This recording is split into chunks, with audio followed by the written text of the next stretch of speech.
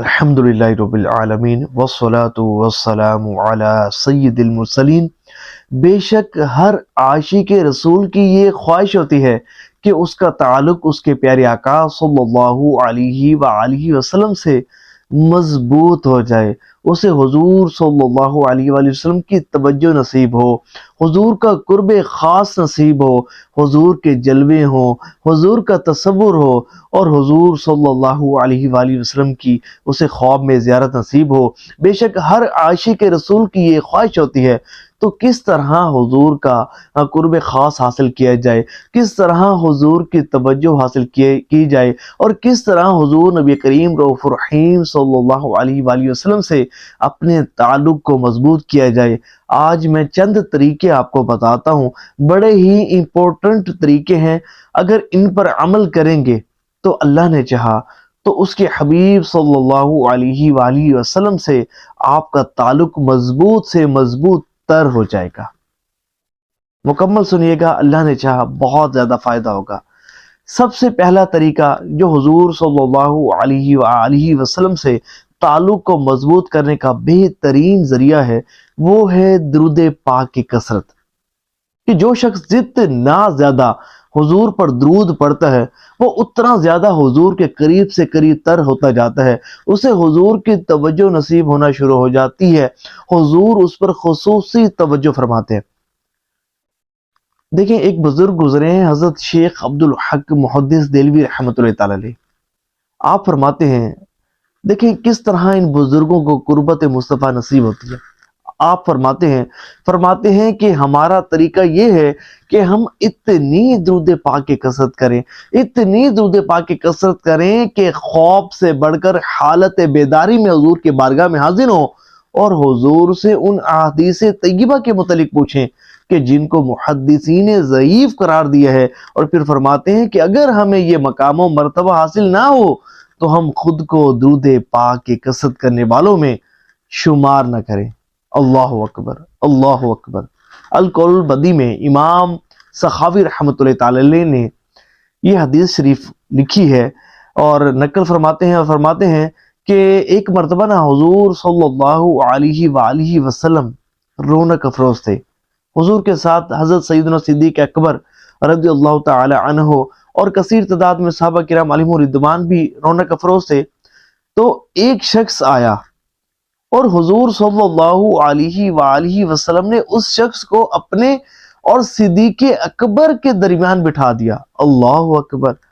تو جب وہ شخص چلا گیا تو صحابہ کرام نے پوچھا، عرض کی، یا رسول اللہ صلی اللہ علیہ وآلہ وسلم، یہ شخص کون سا ذی مرتبہ تھا جسے آپ نے اپنے اور صدیق اکبر کے درمیان بٹھا لیا؟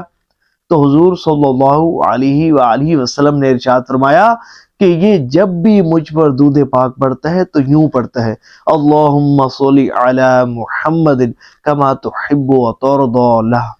تو پتہ چلا درود پاک کی کثرت یہ حضور کی قربت کا ذریعہ ہے، حضور کا قرب خاص حاصل کرنے کا ذریعہ ہے، حضور سے اپنے تعلق کو مضبوط کرنے کا ذریعہ ہے۔ اور درود پاک پڑھنے والوں کو تو میرے حضور بہت زیادہ پسند فرماتے ہیں، لیکن میرے حضور کو یہ بات پسند نہیں کہ ان کا امتی ان پر درود نہ پڑھے، کیونکہ جب حضور کا امتی حضور پر درود پڑھتا ہے تو اللہ کریم آپ کے امتیوں پر رحمتوں کا نزول فرماتا ہے۔ ایک شخص تھا، وہ درود پاک پڑھنے میں بڑی سستی کیا کرتا تھا، وہ درود پاک نہیں پڑھتا تھا۔ اسے خواب میں حضور صلی اللہ علیہ وآلہ وسلم کی زیارت نصیب ہوئی، لیکن حضور نے اس کی طرف توجہ نہ فرمائی۔ تو اس نے عرض کیا، یا رسول اللہ صلی اللہ علیہ وآلہ وسلم، کیا آپ مجھ سے ناراض ہیں؟ تو حضور نے فرمایا نہیں۔ تو پھر اس نے عرض کیا، پھر میری طرف توجہ کیوں نہیں فرما رہے یا رسول اللہ صلی اللہ علیہ وآلہ وسلم؟ تو حضور نے فرمایا، میں تمہیں نہیں جانتا، میں تمہیں نہیں جانتا۔ اس نے عرض کی، حضور آپ مجھے نہیں جانتے، آپ تو ایک شفیق باپ سے بڑھ کر اپنے امتیوں پر مہربان ہیں، اور علماء کرام نے فرمایا ہے کہ آپ اپنے ہر ایک امتی کو پہچانتے ہیں، اور آپ فرما رہے ہیں کہ آپ مجھے نہیں پہچانتے۔ تو حضور نے فرمایا بے شک علماء نے ٹھیک کہا، لیکن تم نے مجھ پر درود بھیج کر اپنی توجہ میری طرف نہیں دلائی۔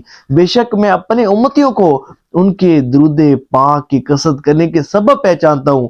جو جتنا زیادہ درود پاک پڑھتا ہے اسے اتنا زیادہ جانتا ہوں، جو جتنا زیادہ درود پاک پڑھتا ہے اسے اتنا زیادہ جانتا ہوں۔ تو جب وہ شخص اگلے دن سو کر اٹھا تو اس نے ذہن بنا لیا کہ آج سے کثرت سے درود پاک پڑھوں گا، درود پاک کی کثرت کرنے کو یہ اپنا وظیفہ بنا لیا۔ پھر کچھ عرصے بعد اس کی قسمت دوبارہ انگڑائی لے کر جاگ اٹھی اور خواب میں حضور تشریف لائے، اور حضور نے فرمایا اب میں تمہیں جانتا بھی ہوں اور بروز قیامت تمہاری شفاعت بھی کروں گا۔ سبحان اللہ، سبحان اللہ، سبحان اللہ۔ اللہ کریم ہمیں بھی کثرت سے درود پاک پڑھنے کی توفیق عطا فرمائے۔ تو درود پاک کا وظیفہ یہ ہے ہی وہ مبارک وظیفہ جو حضور کی نظروں میں آنے کا بہترین وظیفہ ہے، حضور کا قرب خاص حاصل کرنے کا اور حضور کی توجہ کے حصول کا بہترین ذریعہ ہے۔ آپ نے شاید وہ اس بزرگ خاتون کا واقعہ سنا ہو کہ جو روضہ رسول صلی اللہ علیہ وآلہ وسلم پر حاضر ہو کر صلاۃ والسلام کے نذرانے پیش کر رہی تھی، لیکن بزرگ عورت تھی، وہ ظاہر ہے کہ دیہات سے تعلق ہوگا، اتنے زیادہ فصیح و بلیغ صیغے نہیں آتے تھے، صلاۃ والسلام بس چند صیغے آتے تھے جن کے ذریعے وہ کھڑی صلاۃ والسلام عرض کر رہی تھی۔ تو اس بزرگ خاتون نے اپنے قریب ہی دیکھا کہ ایک اور خاتون بھی موجود ہے اور بڑے فصیح و بلیغ صیغوں کے ساتھ حضور کی بارگاہ میں صلاۃ والسلام پیش کر رہی ہے، بڑے آسن انداز میں، بڑے عمدہ انداز میں اور بڑے فصیح و بلیغ طریقے کے ساتھ، فصیح و بلیغ صیغوں کے ساتھ وہ کھڑی درود پاک پڑھ رہی ہے۔ تو اس بوڑھی خاتون نے سوچا اور عرض کیا یا رسول اللہ صلی اللہ علیہ وآلہ وسلم، میں تو دیہاتی ہوں، میں تو کمزور ہوں، میں تو اتنی زیادہ پڑھی لکھی نہیں ہوں، مجھے تو اتنے زیادہ صیغے بھی نہیں آتے، مجھے تو آپ پر صلاۃ والسلام پڑھنے کا درست طریقہ بھی نہیں آتا، اور مجھے تو اتنے ڈھیر سارے صیغے بھی نہیں آتے۔ یہ خاتون تو بڑے اچھے طریقے سے درود و سلام پڑھ رہی ہے، یہ تو بڑے مشہور اور بڑے فصیح و بلیغ صیغوں کے ساتھ آپ کی خدمت میں صلاۃ والسلام عرض کر رہی ہے۔ یا رسول اللہ یقیناً آپ اس کا صلاۃ والسلام تو سب سے پہلے قبول فرمائیں گے۔ یا رسول اللہ پتہ نہیں میرا بھی درود والسلام قبول ہوگا یا نہیں ہوگا۔ بڑی وہ بیچاری جو ہے نا وہ یہ سوچتے ہوئے اور یہ عرض کرتے ہوئے آنسو بہائی جا رہی تھی۔ تو پھر جب اس خاتون کی آنکھ لگی، جب خاتون کی آنکھ لگی تو آنکھ لگنے کے بعد کیا دیکھتی ہے کہ خواب میں حضور صلی اللہ علیہ وآلہ وسلم تشریف لائے اور فرمایا کہ تمہارا درود پاک ہم نے اس سے پہلے قبول فرمایا ہے۔ سبحان اللہ، سبحان اللہ۔ تو پتہ چلا یہ وہ مقدس اور مبارک بارگاہ ہے کہ یہاں اخلاص دیکھا جاتا ہے، یہاں محبت دیکھی جاتی ہے، یہاں ادب و احترام دیکھا جاتا ہے، اور یہ دیکھا جاتا ہے کہ کون ہے جو محبت میں ڈوب کر ہم پر درود پاک پڑھتا ہے، جو اہتمام کے ساتھ درود پاک پڑھتا ہے، جو خشوع خضوع کے ساتھ درود پاک پڑھتا ہے، جو اس طرح پھر درود پاک پڑھتا ہے تو پھر اسے حضور صلی اللہ علیہ وآلہ وسلم کی توجہ نصیب ہو ہی جاتی ہے۔ سبحان اللہ۔ یہ تو دنیاوی معاملات ہیں، بروز قیامت بھی درود پاک وہ مبارک وظیفہ ہے کہ ہر مقام اور ہر جگہ، حدیث شریف ہے نا، حضور صلی اللہ علیہ وآلہ وسلم نے ارشاد فرمایا کہ بروز قیامت ہر مقام اور ہر جگہ تم میں سے میرے زیادہ قریب وہی شخص ہوگا کہ جس نے دنیا میں کثرت سے مجھ پر درود پاک پڑھے ہوں گے۔ سبحان اللہ، سبحان اللہ۔ اور یہیں تک بس نہیں بلکہ فرمایا کہ جنت کے مقام پر، جنت کے دروازے پر اس کا کندھا میرے کندھے کے ساتھ چھو جائے گا کہ جو 1000 مرتبہ دن بھر میں درود پاک پڑھے گا۔ سبحان اللہ۔ جو شخص 1000 مرتبہ دن بھر میں درود پاک پڑھے گا، جنت کے دروازے پر اس کا کندھا میرے کندھے کے ساتھ چھو جائے گا۔ سبحان اللہ۔ اتنی قربت مصطفیٰ۔ اور یہیں تک بس نہیں بلکہ حضور صلی اللہ علیہ وآلہ وسلم کا قرب خاص تو جنت میں بھی نصیب ہوگا۔ ایک بار حضرت جبریل امین علیہ السلام حضور کی مقدس بارگاہ میں حاضر ہوتے ہیں اور عرض کرتے ہیں یا رسول اللہ صلی اللہ علیہ وآلہ وسلم، اللہ تبارک و تعالی نے آپ کو جنت میں ایک قبہ عطا فرمایا ہے جس کی چوڑائی 300 سالوں کی مسافت ہے، اور اسے کرامت کی ہواؤں نے ڈانپ رکھا ہے، اور عرض کیا یا رسول اللہ صلی اللہ علیہ وآلہ وسلم، اس میں وہی داخل ہوگا جو آپ پر کثرت سے درود پاک پڑے گا۔